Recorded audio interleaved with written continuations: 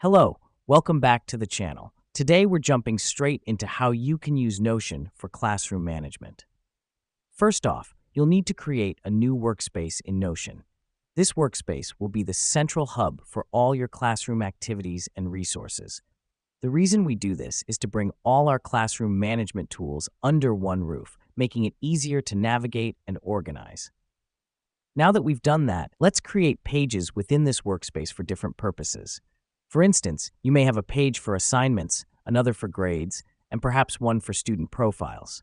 This helps us because it segregates information, making it easier to find and manage specific content. Next up, it's time to use the templates feature in Notion. Templates can be used to quickly create repetitive content, such as weekly lesson plans or grading rubrics. This is a game changer because it saves you a lot of time and effort in the long run. You don't have to reinvent the wheel every time. Moving on, let's discuss the collaboration feature. You can invite your students to join your workspace and assign them tasks or share resources. The beauty of this feature is that it fosters a sense of community and promotes real-time interaction, just like in a physical classroom.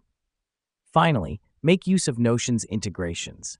You can link up with Google Drive, Evernote, and tons of other apps you may already be using.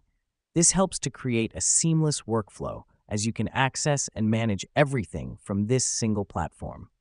Let me explain why this matters. Notion's integrations eliminate the need to switch between multiple apps, which can be a real time saver and productivity booster. And there you have it, a quick guide on how to use Notion for classroom management. With its robust features, Notion can truly streamline your teaching process and enhance student engagement.